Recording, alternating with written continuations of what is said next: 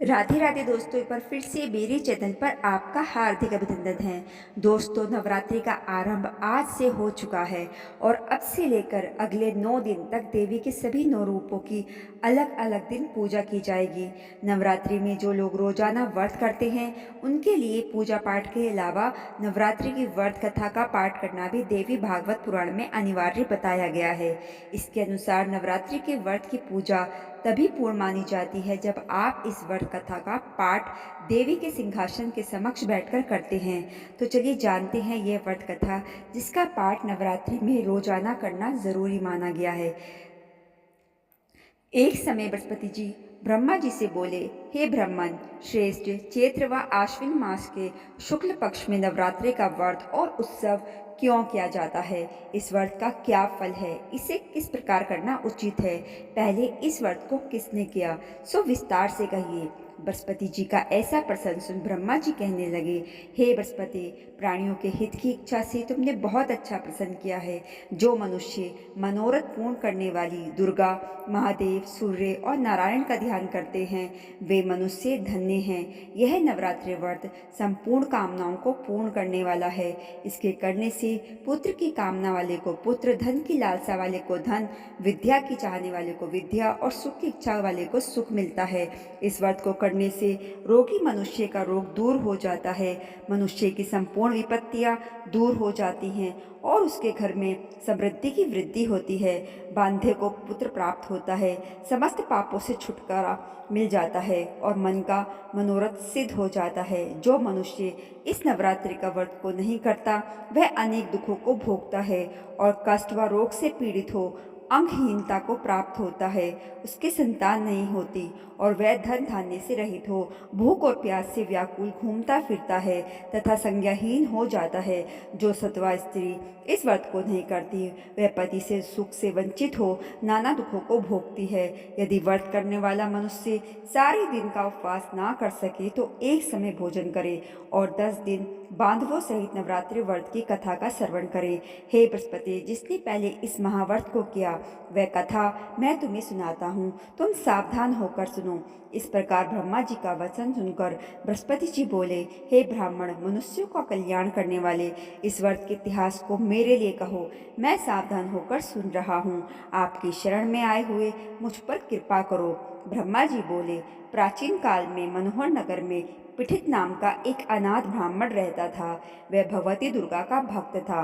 उसके संपूर्ण सद्गुणों से युक्त सुमति नाम की एक अत्यंत सुंदरी कन्या उत्पन्न हुई। वह कन्या सुमति अपने पिता के घर बाल्यकाल में अपनी सहेलियों के साथ क्रीड़ा करती हुई इस प्रकार बढ़ने लगी जैसे शुक्ल पक्ष में चंद्रमा की कला बढ़ती है। उसका पिता प्रतिदिन जब दुर्गा की पूजा करके होम किया करता था वह भी वहां उस समय नियम से उपस्थित होती थी। एक दिन सुमति अपनी सखियों के साथ खेलने में लग गई और भगवती के पूजन में उपस्थित नहीं हुई।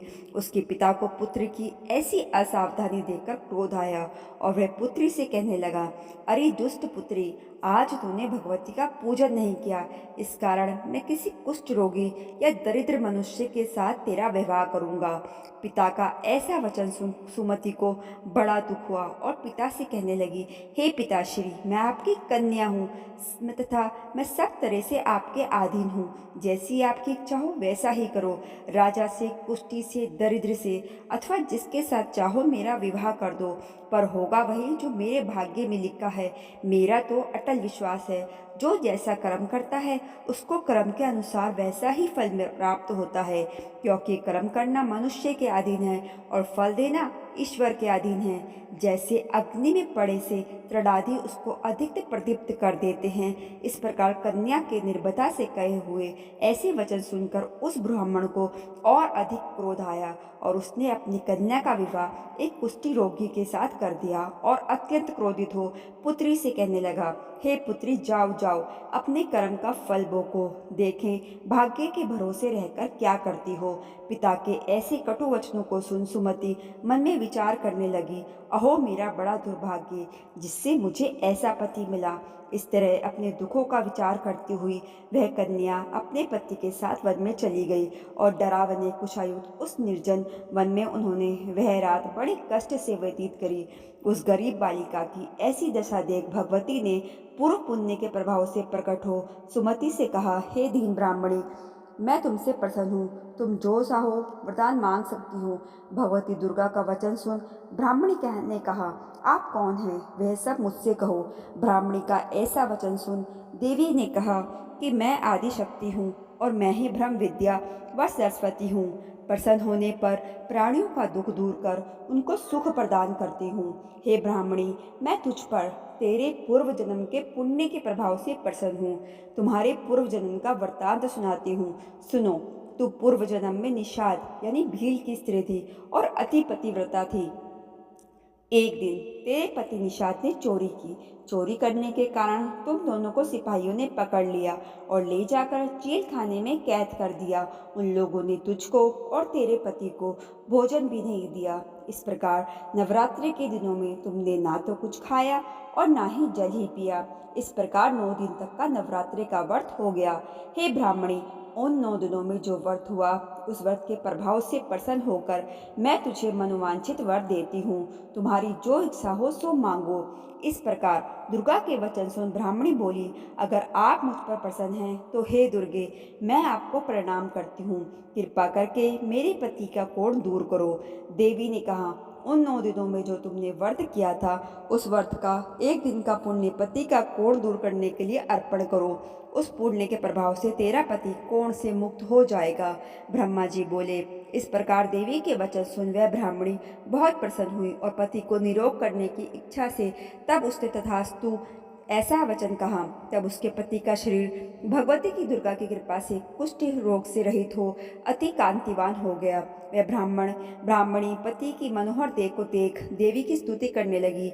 हे दुर्गे, आप दुर्गति को दूर करने वाली, तीनों लोगों का संताप हरने वाली, समस्त दुखों को दूर करने वाली, रोगी मनुष्य को निरोग करने वाली, प्रसन्न होने पर मनोवांछित वर देने वाली और दुष्टों का नाश करने वाली जगत की माता हो। हे अम्बे, मुझ निरपराध अबला को मेरे पिता ने कुष्ठी मनुष्य के साथ विवाह कर घर से निकाल दिया।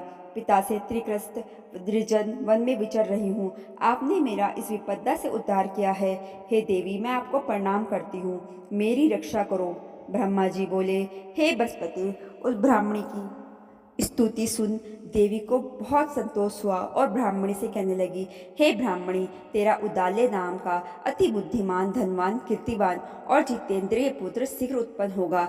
ऐसा वर प्रदान कर देवी ने ब्राह्मणी से फिर कहा, हे ब्राह्मणी, और जो कुछ तेरी इच्छा हो वह वर मांग ले। तो भगवती दुर्गा का ऐसा वचन सुन सुमति ने कहा कि हे भगवती दुर्गे, अगर आप मुझ पर प्रसन्न हैं तो कृपा कर मुझे नवरात्रि व्रत की विधि और उसके फल का विस्तार से वर्णन करो।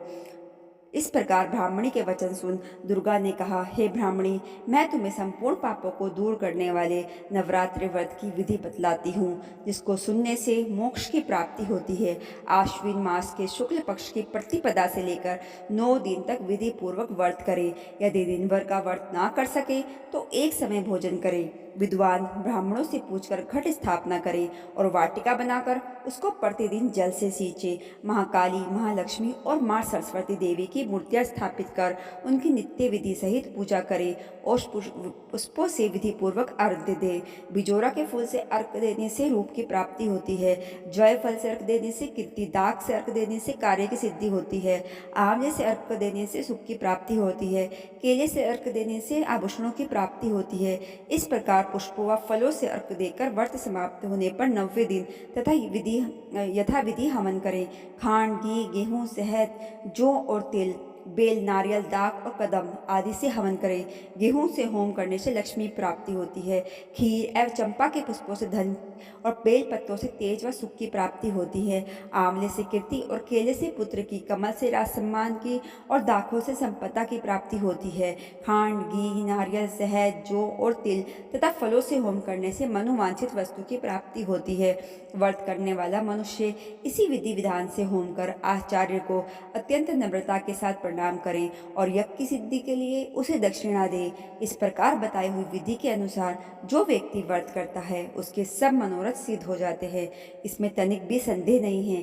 इन 9 दिनों में जो कुछ भी दान आदि दिया जाता है उसका करोड़ों गुना फल मिलता है। इस नवरात्र के व्रत करने से ही अश्वमेध यज्ञ का फल मिलता है। हे ब्राह्मणी, इस संपूर्ण कामनाओं को पूर्ण करने वाले उत्तम व्रत को तीर्थ, मंदिर अथवा घर में ही विधि के अनुसार करें। ब्रह्मा जी ने कहा, हे बृहस्पति, इस प्रकार ब्राह्मणी को व्रत की विधि और फल बताकर देवी अंतर्ध्यान हो गई। जो मनुष्य या स्त्री इस व्रत को भक्ति पूर्वक करता है वह इस लोक में सुख प्राप्त कर अंत में दुर्लभ मोक्ष को प्राप्त होता है। हे बृहस्पति, यह इस दुर्लभ व्रत का महत्व मैंने तुम्हें बतलाया है। यह सुन बृहस्पति जी आनंद से प्रफुल्लित हो ब्रह्मा जी से कहने लगे कि हे ब्रह्मन, आपने मुझ पर अति कृपा की जो मुझे इस नवरात्रि व्रत का महत्व सुनाया। ब्रह्मा जी बोले कि हे बृहस्पति, यह देवी भगवती संपूर्ण लोकों का पालन करने वाली है। इस महादेवी के प्रभाव को कौन जान सकता है। बोलो दुर्गा माता तेरी सदा ही जय। बोलो देवी मैया तेरी सदा ही जय।